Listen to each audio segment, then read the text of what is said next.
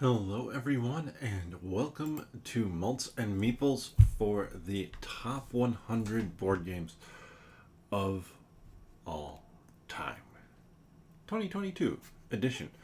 So, obviously, this is my list of my favorite games. 100 different games. I know that, just with this section down here, I have played a lot of new games this year. I went from probably, I want to say 270 to about 330. So that's an additional 30 games that have a shot, or 50 games or so that have a shot at making it into the top 100. Now, definitely not all of them did, but it's a large enough amount of games that there's definitely going to be a whole bunch new. So just a little bit to go over how this works, because, well, I wrote about it today over on nerdologists.com, but for ranking all these games, I use PubMeeple. It's a website that has a ranking engine built into it. You can do whatever sort of ranking you want, but with board games, you can import your collection. So anything you've rated, played, whatever it might be, from Board Game Geek, and then do comparisons one-to-one of your games. I did that for about, like I said, about 330 games, and that took a long while. I think about 3.5 hours. I know there was one that probably should have been on the list. Might have made the top 100, probably would have made the top 100, the Isle of Cats Explore and Draw, that I hadn't rated yet, so it missed making it to the list. But that one only has been played recently. I recorded all of those rankings. Once I'm done, you can go kind of watch that video, see how that process works. But that's in 10 weeks, or 11 weeks, because Halloween is on a Monday, which means I most likely won't be streaming that Monday, the 31st. Some scotch. We have Scarabus Islay Scotch here. Really nice bottle looking and really good taste. I've had this one before on stream.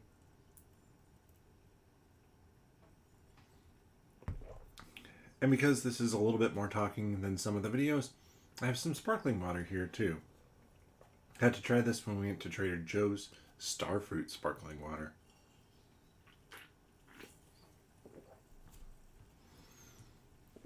See how well that mix was with the smoky scotch? Okay. I actually think that'll be better once the sparkling water is a bit warmer.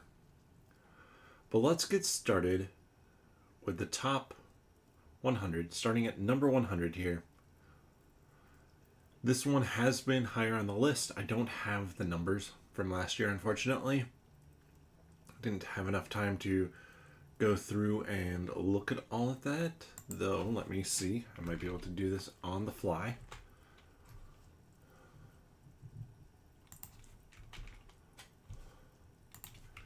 A couple of seconds here.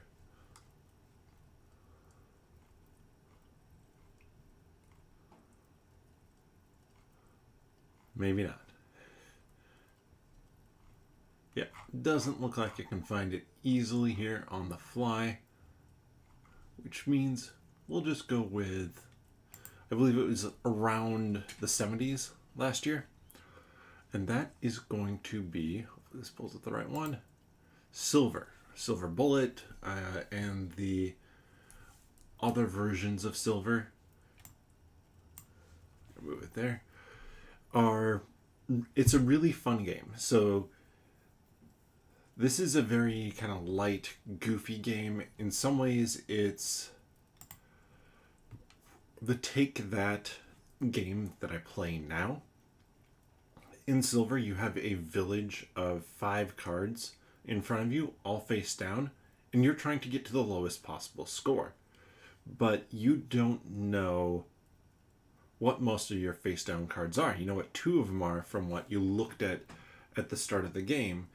And then you're playing down cards, swapping in lower number cards, but also trying to create groups of the same number, because say I have 3 3s, I could now trade all 3 of those 3s in for a 4. But if I get that wrong, I just add the 4 to my collection. So it's a fun little push your luck sort of game, trying to get to the lowest score before you call your vote. And yeah, there's take that. With less take that, there's more mess with your opponent. So I play down a card that says draw the top card, and I can place it into my village or my opponent's. Well, I draw 12, that's clearly going to go into my opponent's. That sort of things. Which, it doesn't feel too bad when that happens, because it's just very much a part of this light game. Then, going on now to number 99. Number 99, I believe, was in the 40s or 50s, and I actually sold my copy of this. I say that I sold it to a friend, and that's going to be Merchant's Cove. Merchant's Cove is an asymmetric game where you are trying to, well, score as many points as you can, but be able to sell your goods for as much as possible is really what it gets down to. So you are taking turns, using up time, loading up these boats. So eventually the boats will sail into town and sell or be merchants ready to buy at various docks. And you're basically playing your own mini game of potion explosion type thing, or worker placement, dice manipulation. There's a pirate that's kind of a spinner. There's the Oracle, which is a roll and write.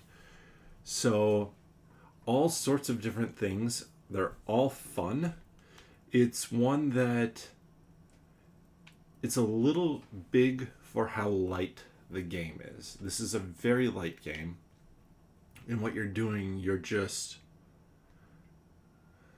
basically just trying to build your goods using these light mini puzzles or mini games, and then whatever happens at the docks kind of happens.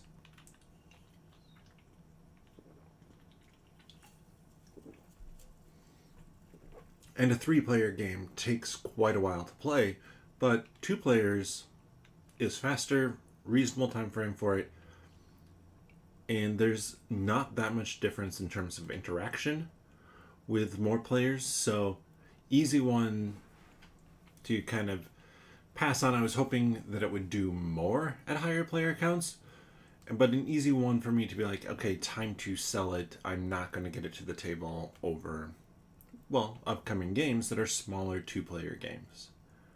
In 98, we're going to have Quadropolis. This one, I believe, is new to the... Actually, I know it's new to the list because I bought it around Thanksgiving last year. Quadropolis is a city building game. You are trying to score points, have the best city by how you build it. So where you place a park or a monument, or if you have like your warehouse district all together, stuff like that, you score more points. But the puzzle of the game is, how do you get everything so that they're adjacent to each other, or in the configuration that they need to be? Because you have this main board with tiles on it, your locations, and around the edge of that board you're placing a little marker that says, all right, I'm on this row and I'm taking the third one in, which means that like you're selecting very specific things. So I place my marker on the edge. Now that spot is filled. Nobody else can place a marker over there. And as you kind of fill in around the board, you have less and less options each round. Plus then on your city board, you're looking to place these buildings in basically the same numerical sort of spot. But instead of having specific, like, okay, this row, third one in, it's here's the rows where it's 3 or like 3 in row or column. So it limits what you can place where, which it's a really fun puzzle. It's a pretty light game in what you're doing. Like your actions are not that complex, but there's a really good amount of thought that goes into this game. So that was number 98. Number 97, we have Small World. Small World definitely was higher last year as well. But this one I think is going to kind of stick right around that 100 range in terms of probably the highest, like, classic, modern classic board game on the list from that era where there was Carcassonne, Catan, Ticket to Ride. Maybe not the highest. There might be one higher on the list now that I'm thinking about it. I won't say what it is. But I really like Small World. Small World, I always say, is a risk, but it's fun. It's fun because everybody is on such a small board. You come in, you attack me, you wipe me out. I say, oh, okay. I go into decline. I get another race and power combo. And it's always fun to try and figure out what's the best race and power combo. Which one is going to work the best for me? And then just go with it from there, because it might work the best for me. It might not work for the best for me, but I can always go into decline. Everybody's always beating up everybody. It's a really good area control game when you want to have that feeling of troops on a map just smashing everybody, and you don't want that really long game length potentially, or you don't want the situation where one person gets knocked out early while everybody else plays. Small World is such a fun game that way. Plus the powers and abilities of the races and ability tokens all getting shuffled together means you end up with some really fun combinations. Number 96, we have Hero Realms. This one is new to the list. I actually picked up and played Hero Realms for the first time at Gen Con in the start of August. Since then, I have played it a lot, primarily on the app, but Hero Realms is going to be a head-to-head deck building game trying to knock down the opponent's life total with a cooperative expansion and like different heroes you can mix in, stuff like that, which I did pick up as well. But just the basic game is a lot of fun because you have your different kind of faction groups that you're attacking with, and you're looking to build up these combos of like, okay, drawing extra cards or healing back up. Those are fine. Those are good. They're key to a lot of strategies, but for example, the green, the more nature one, I really like because one of the big things it does is it makes my opponent discard cards. So start of their turn, they're discarding down, and all of a sudden, instead of having 5 cards, which might be a lot of attack or might be a lot of purchase to get that really good card, it's a little bit too small now, and they can't do that. So it's fun. It's a good, fast deck building game too. There's sometimes where deck building just takes too long to ramp up. Hero Realms ramps up really fast. Then, make sure I'm on my right numbers here, we have number 95, another deck building game actually, and that one is going to be Ascension. Ascension, a game that I always think should be higher on the list, but there are just so many good deck building games. But for me, Ascension, though it might be getting passed by Hero Realms, is that intro deck builder. Ascension has the advantage of that it can play with more players, higher player count. It can play up to 4, whereas Hero Realms is generally 1v1. You could do like a 2v2, but you would need an additional set to do that. Ascension, again, you're going to be building out your deck. You're going to be fighting monsters. There's less interaction between the players. It's more focused on what you're doing, but there are certain strategies where you're watching what the other player's taking, and you're like, okay, just want to make sure I buy that one card that's really going to make their engine go, so that they can't score quite as many points. But that also can potentially hurt your engine.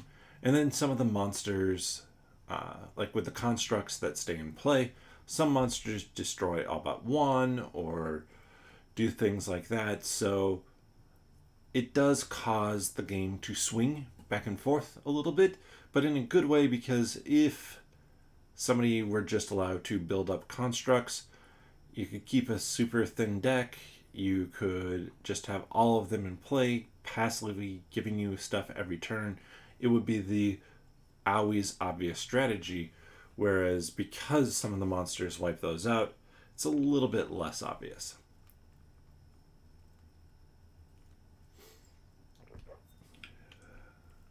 So then, go back to number 94.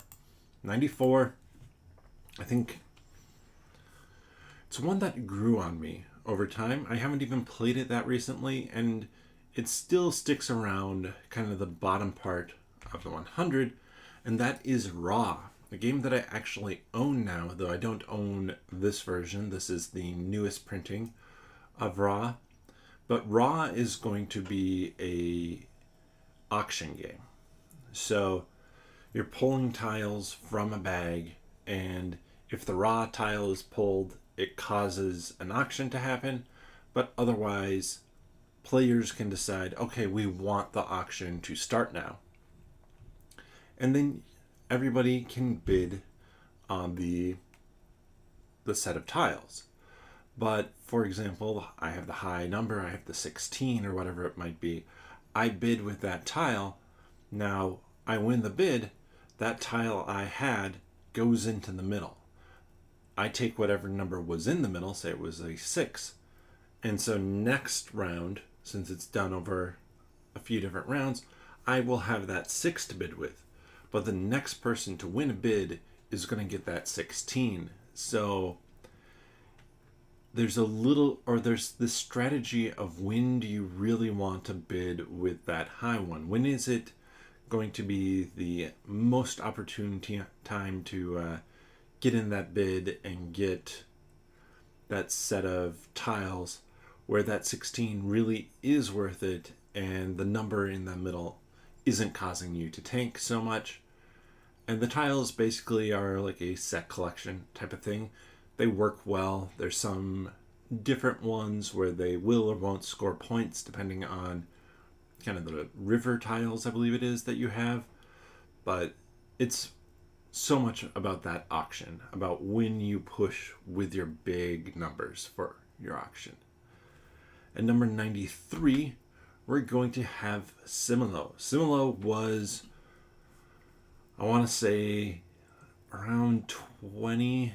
No, probably around 30 last year. Similo is a fun party game from Horrible Guild. They do a number of other games, some of them which will be showing up on the list, so I won't talk about it. But Similo is a game where one person is giving clues. So I will have a group of 12 fairy tale characters out in front of me. Then, using another deck or hand of cards, I will use forest animals to try and give clues as to whether or not my card in those face-up ones is similar or dissimilar to that. And everybody else is trying to pick, okay, we can eliminate this one. First card I put down, you only have to eliminate one. second 2, third 3, fourth 4, and let's see, that takes us up to 10. So then the fifth card that's put down, it's back to that which one is it, and you have to pick the one that I did. But that last one's not the hardest, because you have all the previous clues to potentially help narrow it down. It's really hard that second to last turn when you have 6 things out there and you need to eliminate 4 of them. And now all of a sudden you're trying to figure out how or how not a bluebird is like Little Red Riding Hood or the Three Little Pigs. It's really fun, very fast, really good game. Actually, one that I'll probably get to the table here soon, probably for October game night, because I do have the Spookies version, which is, well, good for Halloween. Number 92, we have Asking for Troubles. This is another one that I played at Gen Con, and we'll have to see how much it sticks around this list, because it's not necessarily the easiest to get your hands on all the time. But Asking for Troubles is going to be a worker placement game where you're placing out your spaceships to gather resources, looking to build traps or things to defeat the troubles, and getting the troubles, which are going to give you points. It's a goofy theme. You can see from the artwork, very goofy look for it. A lot of the spaceships are nods or almost direct versions of various sci-fi ships. Of course, different names, and just enough different so that they can use it. But it's a fun one, just with the simplicity of the worker placement, but it works well with that simplicity because it is that lighter, that goofier thing. And then at number 91, assuming I have my numbers correct here, we have Parade. Parade has bounced around in my top 100 some, but this is going to be an Alice in Wonderland themed game where you are trying to score as few points as possible. There's the parade of these Alice in Wonderland style cards, and as you put down cards, you're trying to avoid taking in other cards. And I'm trying to remember the exact way that it works here, but I believe as you're putting down cards, you are looking at the number on your card for how many cards down the row you go, and then beyond that you're looking for things that either match color or are lower or equal to. And you can avoid picking up almost anything just with a little bit of smart play. But you're probably never going to be able to completely avoid everything. And with that, you do have some strategies. Obviously, you can grab lower numbers. If, however, you have the most of a color, each one of your cards of that color is worth 1 point. So I have 4 blue cards. That's more than anybody else. Even though I have the 10, a 9, a 6, and a 5, I don't get the 25, 30 points. I only get 4 points. So sometimes you might be perfectly fine focusing on getting in one specific color because, yeah, it's going to give you points, but you're going to have the most, so it's going to give you way fewer points.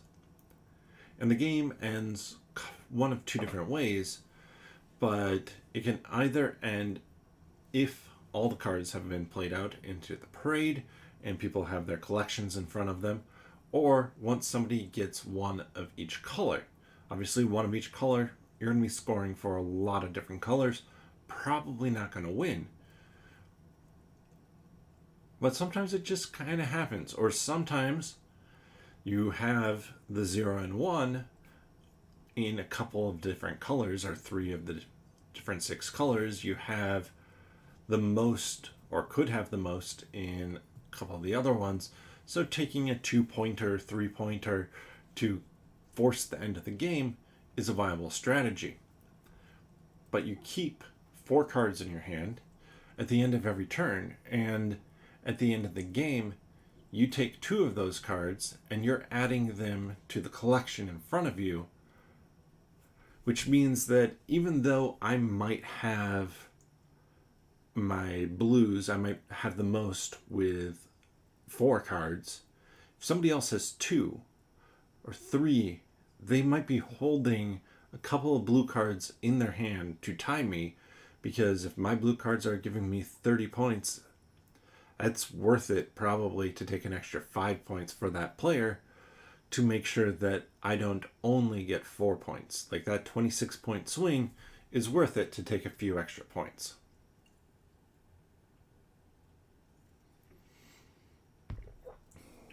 But there we have it. There we have numbers 100 through 91. Just to go back through it, at 100 we have silver, a light, little bit of a mean game where you're trying to score the fewest points and stick your opponent with the most you can.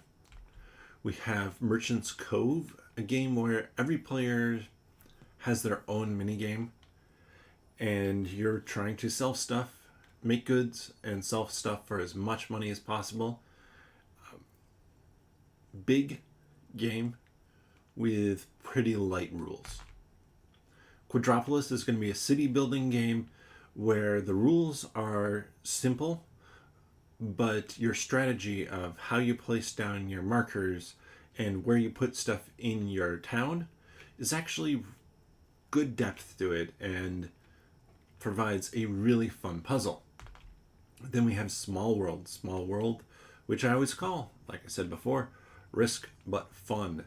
This is in your face area control combat where even if you get stomped one turn, you can always come back.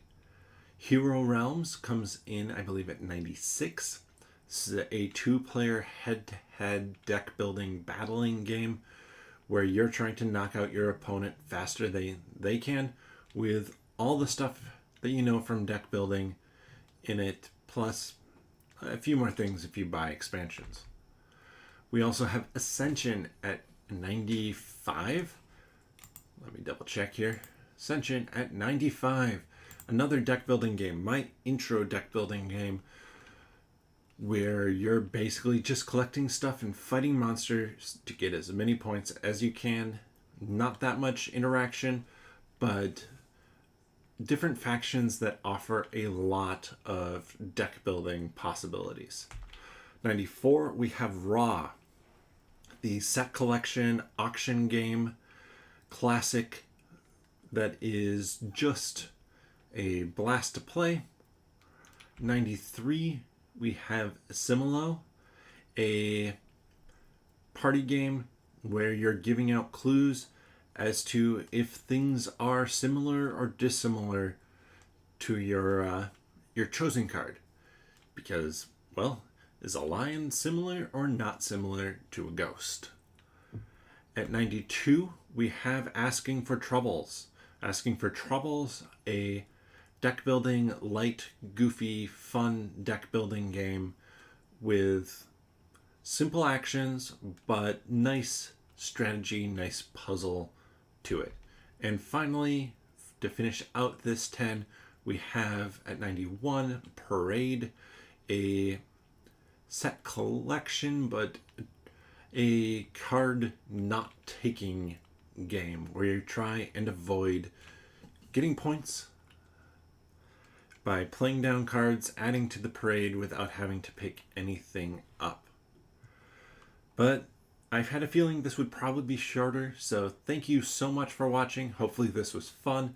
Let me know if you've gone through and done your top 100 before, what your rankings are. Which one of these games, if any, would be the one that you want to try, or the one that would make your top 100 list.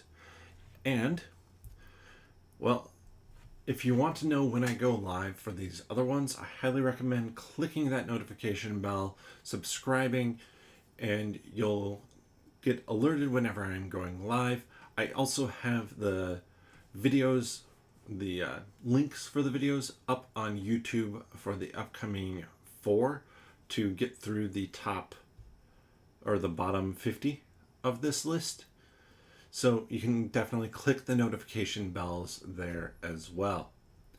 But like I said, thank you so much for watching. Hopefully this was fun. Hopefully this gave you some ideas for games that you might want to try. But with that, bottoms up.